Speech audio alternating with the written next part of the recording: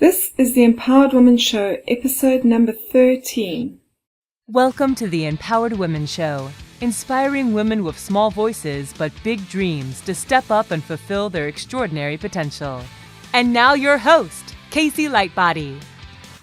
Hello and welcome to another episode of the Empowered Woman Show. I'm your host, Casey Lightbody, and I can't wait to share this next person's story with you. Ellen Watkins' mission is to create 1 million nuggets of happiness, because when we touch those around us with happiness, they take that forward with them to their circles, and that really helps to change and heal the world. She creates beautiful cards, she's a design map facilitator, and she's an inspiring speaker. All this to help strong, passionate women connect to themselves and to connect with others, because it matters to us all. So welcome to the show, Ellen. Hi, thank you. Hi, everybody. I'm so excited to share your journey, Ellen, because it's certainly been one that's kind of been up and down. So I'd love to kind of dive back right to the beginning and share with our audience kind of what your life was like before you kind of had that shift, if you like. We've spoken offline about this, but kind of, can you share your journey with us up to the point where you decided to kind of make that change in your life? Sure. And I love sharing this story because I feel like so many of us go through something similar. And my story, I feel like, is really a two-part story. And I'll just quickly preface it by saying, out of art school, I was painting and showing all over town. And I had this confidence and this amazing ability in my mind to make it all happen. And then I got scared. Mm-hmm. And I thought I had cancer. And I didn't, and I'm fine, but I went corporate for the insurance. And that's when it started. And not that it was bad. I found a great niche in corporate training, which used a lot of the skills that I have. But 20 years later, fast forward, I had moved into a role that I thought was perfect. And I had vied for it for like 5 years at my corporation. And I finally got the offer, and I decided to take it. And I was like, this is going to be the thing. This is what I've been looking for. And it wasn't. It wasn't. And it's not because it's bad by any means. But one night, my husband, we were at the dinner table, and he just innocently goes, "How was your day?" Mm-hmm. And I just started crying. I just started crying. And to even think about it now, like I remember it so vividly, and I feel it so much. And that was the marker of change, right? That was the marker that I knew wasn't right, because I knew that my top goal in life was to be happy. Like I knew the value of knowing how you wanted to feel. And I had made choices throughout my whole life about being happy. Moves I had made, job choices I had made, all of that. And so to be sitting at the dinner table after making wise choices and to not be happy, I was like, that's an issue. And so that's the moment that I started this new journey, and has led me to where I am today. And so I did some massive soul searching, right? Took some courses, got coaching from the amazing ladies at Ripple, and really started reconnecting with myself. And that started the journey of the 52 and 52 in the card line. And share that with us. I'd love to hear. So kind of, because I think it's an amazing project. So kind of take us to that stage. So you started connecting, like you said, soul searching and getting some help through coaching and that kind of thing. And this is where this whole idea and project of 52 and 52 came about. Yeah. So can you share with us like how you made that decision to start that project, and kind of, I'd love to hear it. There's always a story. And there's a story with this too, which I'm not sure we've talked about offline. So bear with me here. Anyway, so I'm getting the coaching, and I told them that I just keep hearing this voice, like create. And I was like, but no, I put that down a long time ago. And they were like, well, I think you need to pick that up. So at the same time, a friend who is a realtor and was starting out in business, she needed some thank you cards. And so she asked me if I could create some thank you cards for her, some very personal, unique, one-of-a-kind thank you cards.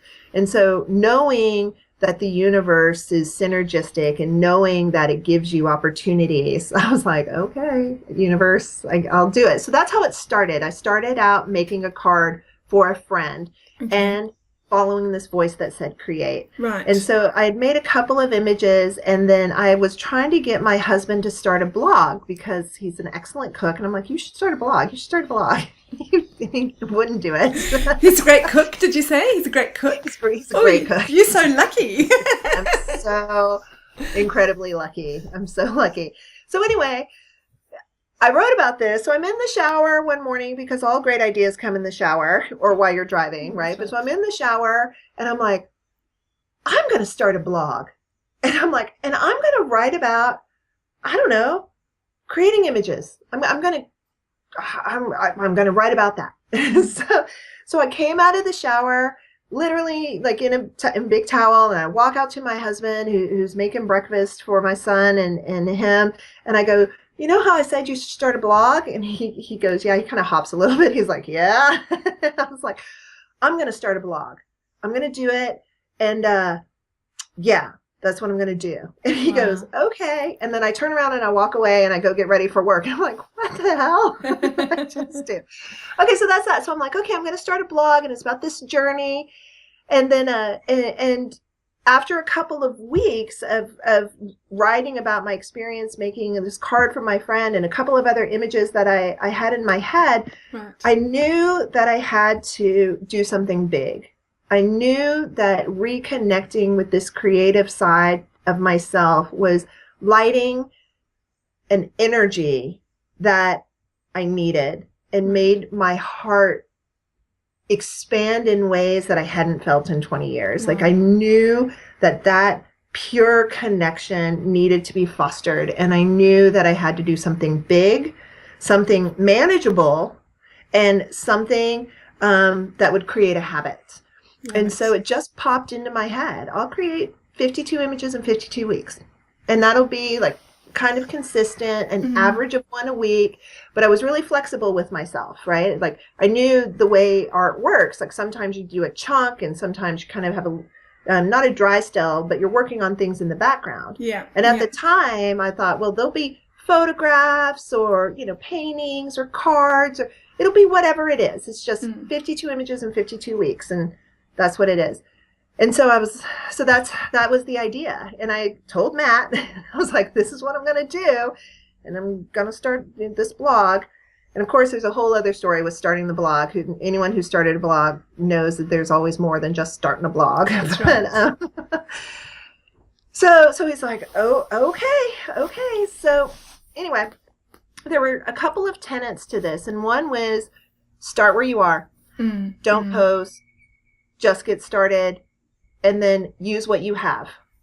So in the just get started, use what you had, I had construction paper from my 6-year-old's art supplies, and I had a box of pastels from when I was painting 20 years ago. Wow. And that's what I had. And I knew when I was painting before the format, and I would sell cards of my work. And so I had this format in my head already. So I just followed what I knew. And so I started tearing paper and cutting paper and drawing on it. And they turned out to be consistently out of paper and pastels. Some are mixed between the two of them. But they were fast, fun, happy, consistent. And yeah, now they're a card line that people love.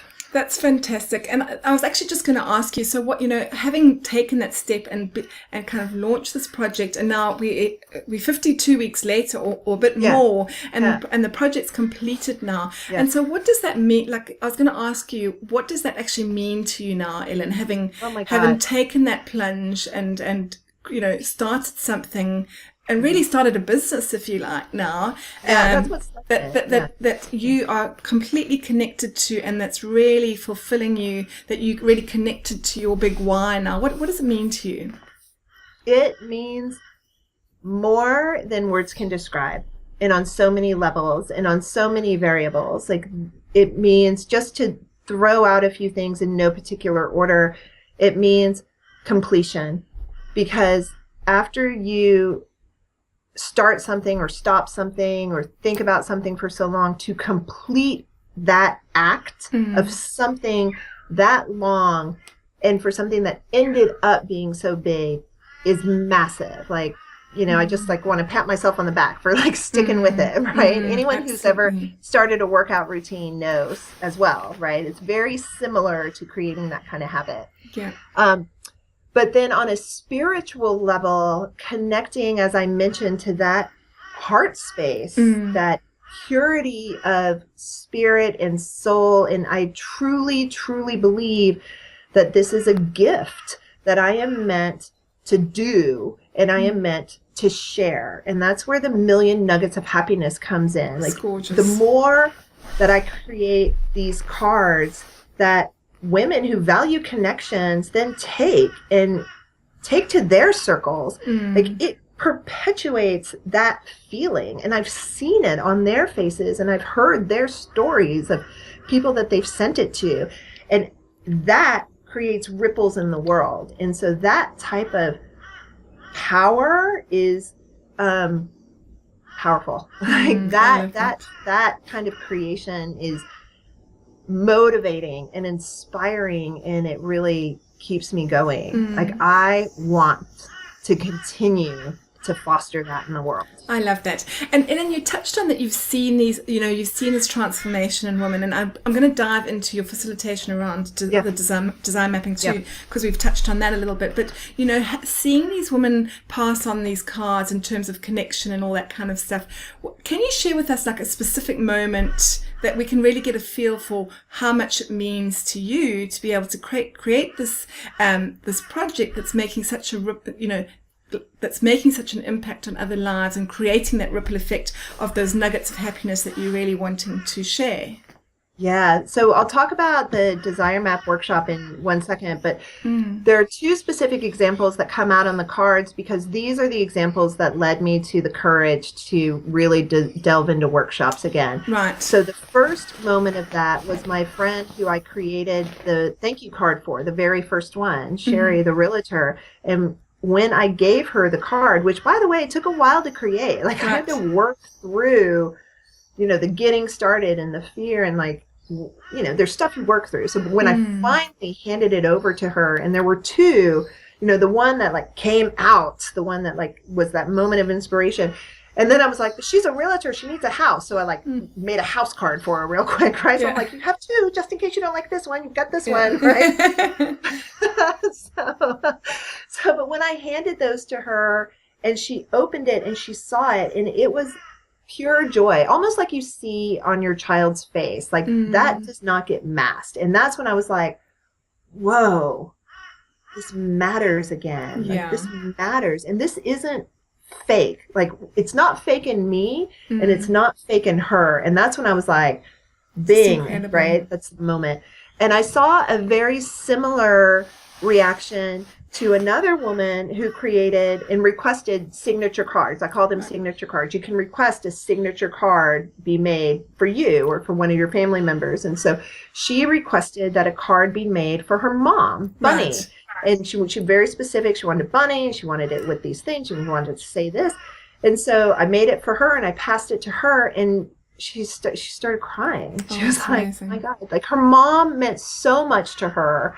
And again, it's these connections you value. And to be able to give her mom a Bunny card, because Bunny wanted Bunny cards, and they're so hard to find. And now she has her very own card, and she gave that to her. And then that came back around. Like, Bunny sent me a card. I saw her. Robin told me. It's like that perpetuates itself. So that's that momentum and ripple effect of the world and what happens when we touch those around us. And so on this journey, I know part of my strengths from 20 years of training are speaking and facilitating and connecting with people. And so there was an opportunity to become a Desire Map facilitator. Right. So I did some soul searching there, and it just resonated. And so I did it. And I, at my first workshop, to see the women connect to their souls and transform in front of my eyes as they understood their core desired feelings was something that I had never experienced before. Like they came in a little bit frazzled, wondering, heavy under the weight of what they've been going through in life. And as we worked through the morning and understood where they're grateful and where they're dissatisfied, and then as they put those pieces together and understood the words that really drove the way they wanted to feel, they transformed. They started smiling without knowing it. They were lighter. The energy for the rest of the afternoon was one of airiness and celebration, and they were different. And that was like, bam. Wow. Yeah. And Ellen, you touched on such a great point there as well, is that you said that you weren't, like, you did a lot of soul searching around that, but it was unexpected. You weren't expecting to become this. But I think you raise a really good point, is that your big why can come from the unexpected. It really, as long as you kind of open to receive, you connected to how you want to feel, and then open to receive that in any way, shape or form that it kind of appears to you. And you're an awesome example of that, is that you've now run that workshop and you've experienced that feeling of those women transforming purely because you were open to where your next step was going to come from, I guess. So that's such a good way to put it, Casey, because I didn't start out on this journey knowing that this would become a business that I was interested in doing or blossoming. It just started as a journey to reconnect with a part of myself that I didn't even know was missing, And once I realized it was missing, I had to keep it going.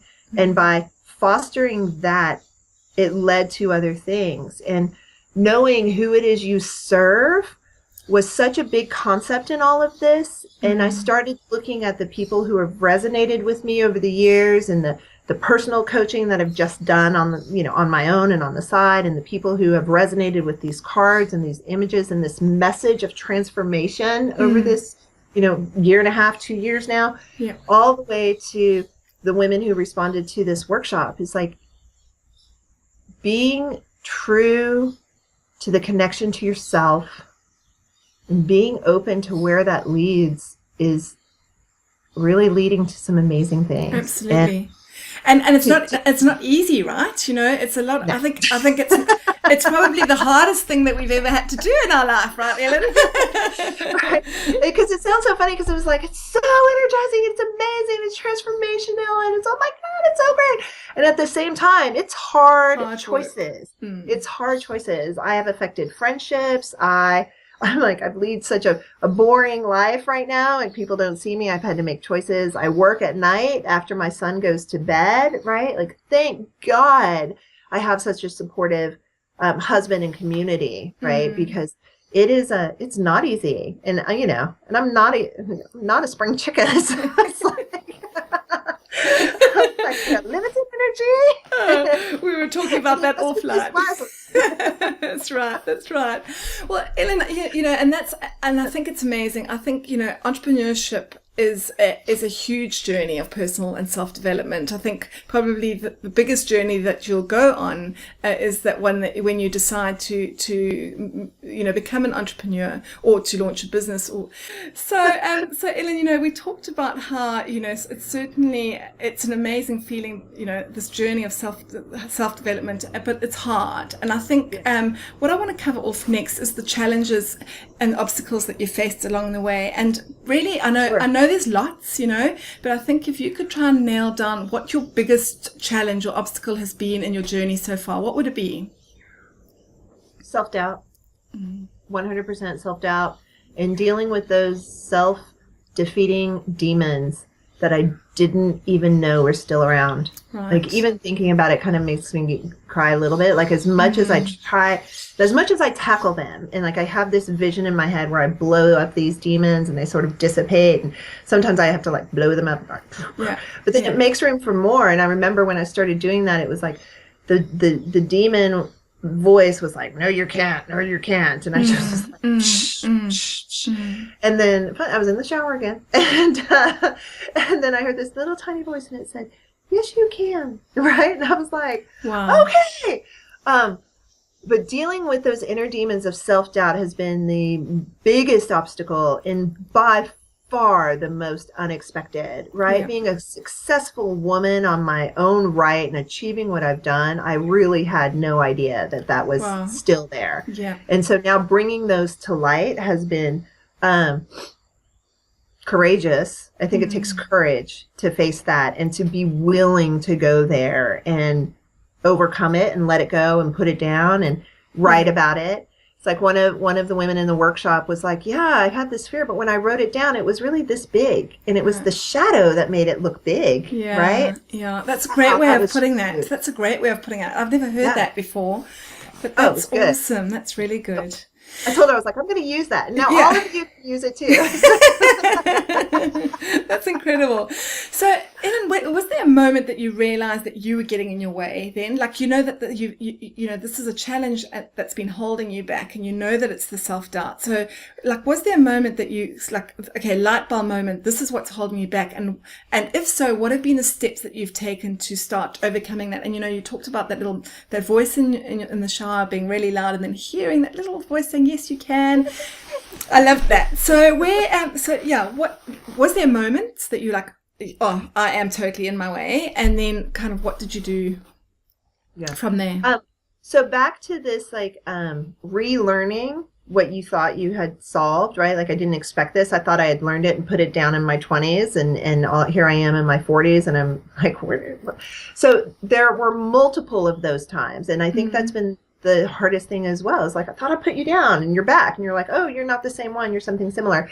So there was, of course, when I accepted that personal challenge to create again, right? During coaching, and they were like, you have to listen to that, and I was like, okay, right, yeah. So they actually helped me work through the not good enough voice and the no, you can't voice, and that visual of like blowing that voice up and you know, just really blowing it up. So that was the first one. And then there was another one back in like November, as I started really understanding that this had power. Like, this 52 and 52 was a brand that would affect the world in small, miraculous ways. And that moment was like a moment of power that, you know, I knew I had to keep creating for myself, but that moment was like, now I know that others need this as well. Yeah. And so I had to work through similar voices that, you know, the not good enough voice, not worth it. You're not worthy. Okay. Voice. Okay. Yeah. Was one that came up that I had never investigated before. So I've done some big work around that lately. Wow. Okay. Yeah. Okay. And it seems to be working. That's awesome. That's amazing. That's amazing. So that, and when you say work around that, what do you mean, Helen? So first, like, you have to acknowledge it, right? Like, you have to shine some light on it. Right. And be like, I journal. Like, I journal. And I believe in the mind-hand connection, the mind, body, hand, spirit connection. And lots of times, and you might have heard this before, like, I'll write at the top of the page, what am I supposed to be learning? Why am I feeling this way? What's happening, right? Like, I'll just ask a question and I'll journal it. I meditate, and I'm not perfect daily at it, but I'm pretty consistent at it. And I'm also really relaxed about it. Like, I'm definitely not one to be like, I have to be on the couch and I have to be meditating and I have to be just like this. Right. Like, I wake up, sometimes I'm still laying in bed, but I set my intentions, I check in, and I'll just take a few moments to really connect into that and really work through what that lesson is. And then the worthiness specifically, I took a really good hard look at, like, who was saying that? Who was saying that in my head, and why? And what was it that they were trying to protect me from? And that understanding that was a big one. And I really believe personally, and every woman is going to have her own thing, right? And her own thing. But I really believe our biggest fears are there to protect us from something. And they've just been ingrained in us as we've gone through life. And once you shine a light on it and you accept it, but accepted in a really honoring way. So for so long, I was like trying to like blow it up and destroy it. Be like, rah, rah, rah. But I don't believe it ever really goes away anymore. And so now what I've done is honor it, recognize it for the value that it's trying to give me, right? And protect me from, and keep me, keep me playing small a little bit so that my feelings don't get hurt, and so integrating that into just who I am and recognizing it, and then bringing it along for the journey, but then, saying, this was your time, but now this is time. This time. So, So it's like a lot of personal recognition, right? Acknowledging, shining a light on it, recognizing why it's there, and then just integrating it into who you are and moving forward. Gorgeous. Just move forward. And I mean, you are a shining example of that. It's just moving forward to create these amazing projects that you're working on now. Yeah. Ellen, it's incredible. So moving on to what 2015 holds for you now, having worked through your, inner doubt and self-critic and all this kind of stuff. What's most exciting for you in 2015? Oh my gosh. Launching Ellen Watkins as a big brand, right? And within this brand are cards, workshops that help women connect to each other, and speaking opportunities to help inspire women to make these big changes. Because when we take care of ourselves and connect to ourselves, we connect to those around us. And I've seen it, and I've seen the impact that we have on our families and our friends and our environments, and that helps heal the world. Absolutely. I cannot wait to be a part of that. And I feel like it's so incredibly important to put out there. It's so important. And I'm really, really excited. I get goosebumps thinking about it. It's incredible. I'm so incredible. excited. Just so excited. See, it's moments like this that make me realize it's on the right track, right? Yeah. The very first cards that came out, even before my friend's card, were a series that I called the Zen series, and it was intuitive. And there's a set of 4, and it's follow your path, look for the signs, ride the waves, and find your peace, right? I love it. And so I've been following my path, and I've been watching the signs, and like, this is a sign. Your reaction when I say that is a sign. Like, the people coming into my life are signs, and you got to ride the wave, because we've already said it's not always easy, and That's right. Movement begets movement, and change begets change, right? Completely. But you keep on this, and you find your peace, right? You Yeah. find your peace. That could be whatever it means to you. To And you. for me, it means this like connection all the way through and out. And Oh, incredible. I want Incredible. that. That's amazing. And, and that actually is a great segue into, you've connecting with how you're feeling and, riding the waves to find your peace. I love the way that you explain that, Ellen. It's absolutely fantastic, because I think so many women are kind of fighting it, if you like, is that they just don't know, either that there is something out there that they can kind of connect with to make them feel better, or they just don't know where to turn, So Right. I wanted to ask you, we're going to move into our lightning round now, and what is the biggest barrier to female entrepreneurship in today's society, would you say? Well, I don't think there is a barrier today. Right. Especially in the Western world, right? I recognize that there are places in the world that still have a lot of female oppression. And incrementally, little by little, those ripples are starting to take place. Right. But so speaking in the world that I live in, I don't think there are barriers to women entrepreneurship. I think we are our barrier. And when we can recognize that, then there are no barriers. I love I feel it. really strongly about that. Yeah, absolutely.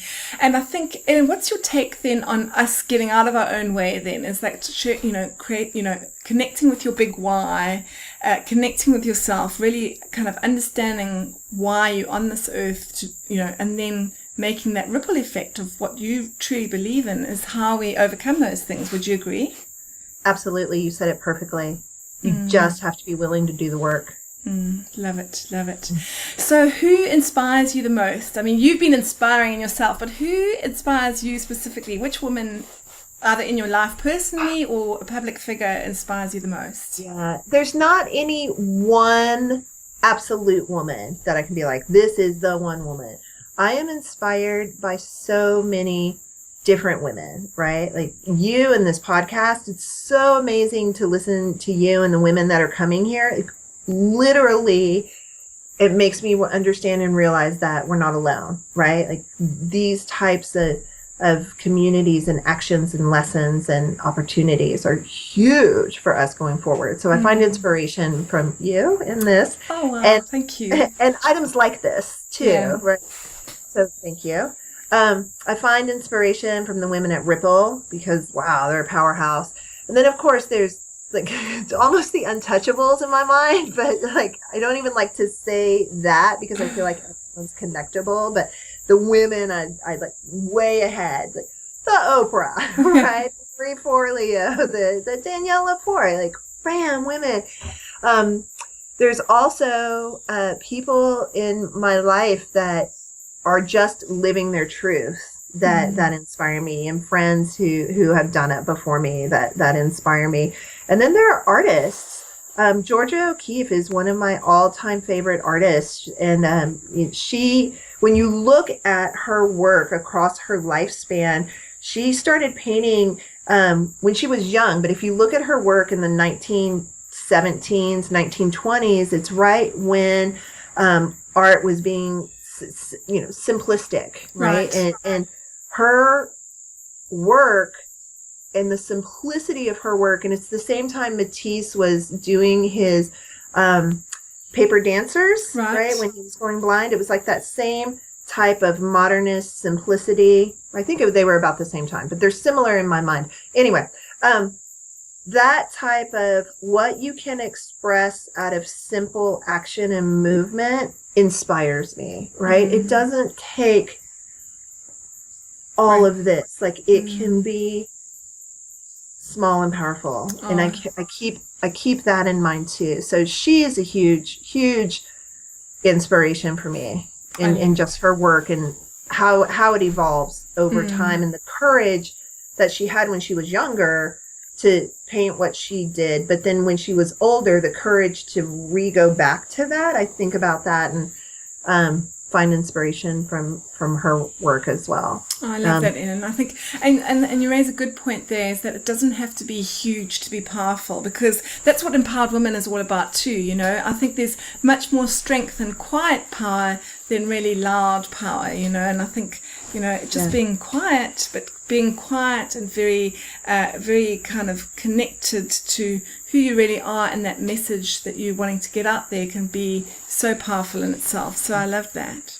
I think great power comes from little things consistently. I was telling someone this the other day.